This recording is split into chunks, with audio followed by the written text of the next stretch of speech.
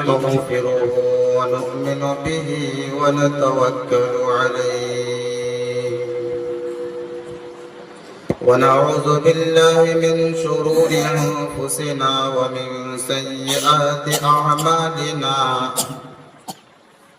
من يهده الله فلا مضل له ومن يضلله فلا هادي له ونشهد أن لا إله إلا الله وحده لا شريك له ونشهد أن سيدنا وسندنا ونبينا ومولانا محمدا عبده ورسوله أما بعد فأعوذ بالله من الشيطان الرجيم بسم الله الرحمن الرحيم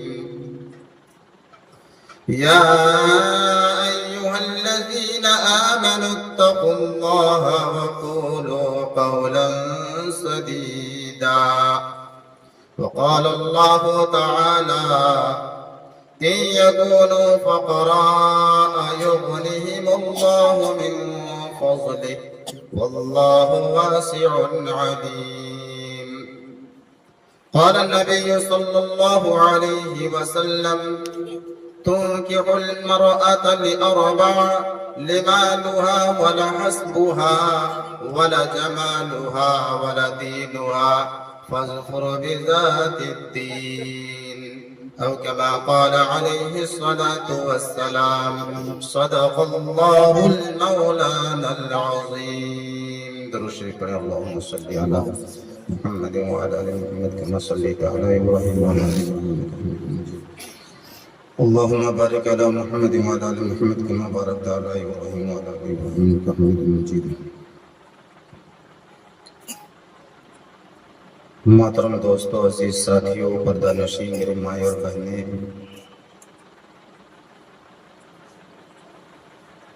شادی کے متعلق سے یہ پروگرام ہم سب بخوبی سے واقف ہیں کہ یہ شادی کے متعلق سے ہے. اس کی ازالہ کی ضرورت نہیں، تمہید کی ضرورت نہیں. میں آپ سے متعارف ہوں، آپ بھی مجھ سے متعارف ہیں. آپ مجھے جانتے ہیں، میں آپ کو جانتا ہوں. بس تعریف کی ضرورت نہیں ہے. کافی سارے بیانات آپ حضرات نے سنے ہوئے ہیں. چند گھڑی کے لیے میں آپ حضرات کے روبرو ہوا ہوں، کیونکہ چہرے کی نزاکت کو دیکھ کر کے یہ معلوم ہوتا ہے کہ کافی رات ہو رہی ہے. بس 2 آیت کریمہ میں آپ حضرات کے سامنے تلاوت کی ہے اور ایک بہت مشہور حدیث مبارکہ آپ حضرات کے سامنے تلاوت کی ہے. انہیں کے نسبت سے چند باتیں عرض کرنے کی کوشش کرتا ہوں. اس سے پہلے ایک لطیفہ آپ حضرات کو سنانا چاہتا ہوں، کیونکہ آج جس دور میں ہم اور آپ جی رہے ہیں، سب کھانے پینے کے اتنے عاشق بنے ہوئے ہیں، صرف کھانے پینے کی طرف توجہ ہوتی ہے اور ہر گھڑی یہ فکر رہتی ہے کہ کہاں سے وہ رزق تلاش کی جائے، کہاں جا کر کے ہاتھ پیر مارا جائے جس سے ہم لوگوں کو یہ چیزیں مہیا ہو سکتی ہیں. تو میرے عزیز دینی بھائیوں، عزیز ساتھیوں، جس اللہ نے ہمیں اور آپ کو پیدا کیا، یقیناً اس نے وعدہ بھی کیا ہے اور یقیناً کو کھلانے پلانے پر بھی قادر ہے.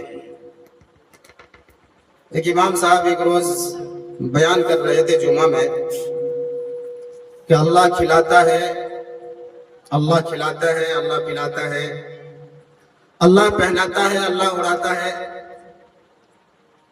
اس کے دماغ میں ایک بات بیٹھی، اس مجمع میں سے، اس مجلس میں جتنے تھے جمعہ میں، ان میں سے ایک شخص کے دماغ میں ایک بات بیٹھی کہ اگر میں نہ کھاؤں تو اللہ کیسے کھلائے گا، اگر میں نہ کھاؤں تو اللہ کیسے کھلائے گا. اور یہ سوچ لے کر کے مسجد سے اٹھا، گھر آئے. گھر میں ماں تھی، ماں کی ممتا ہم اور آپ سب جانتے ہیں کہ کتنی زیادہ محبت کرتی ہے. تو بیٹا گھر آیا جمعہ کی نماز پڑھ کر کے، اسے کہا بیٹا کھانا بانٹ دیا ہوں، کھانا تقسیم ہے، یہ پلیٹ لو اٹھاؤ اور کھانا کھاؤ۔ اس نے کہا نہیں کھاؤں گا، ارادہ کر لیا نہیں کھاؤں گا۔ کچھ دیر اسی طرح آدر کرتی رہی، اسی طرح وہ منانے کی کوشش کرتی رہی، منت و سماجت کرتی رہی، ہر ممکن کوشش کی، بیٹا ہر بار یہی جواب دیتا ہے کہ میں نہیں کھاؤں گا۔ ماں کو بڑی تکلیف ہوئی کہ کھانا کیوں نہیں کھانا چاہتا ہے۔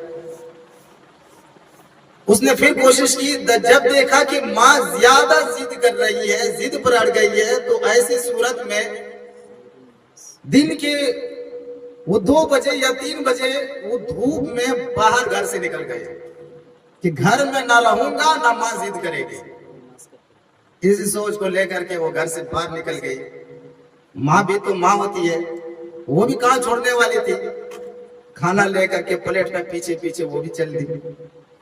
کچھ دور جا کر کے دیکھا کہ بیٹا ایک درخت کے نیچے بیٹھ کر کے آرام کر رہا ہے۔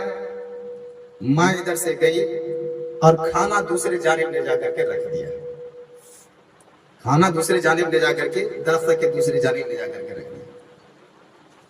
اب وہاں سے ایک راستہ گزرتا تھا، ماں واپس آ گئی کہ شاید مجھ سے ناراض ہو، مجھ سے کوئی غلطی ہو گئی ہو جس کی وجہ سے یہ کھانا نہیں چاہ رہا ہے۔ تو ماں کھانا رکھ کر کے واپس آ گئی۔ ایک راستہ وہیں سے ہو کر کے گزرتا تھا، اس راستے میں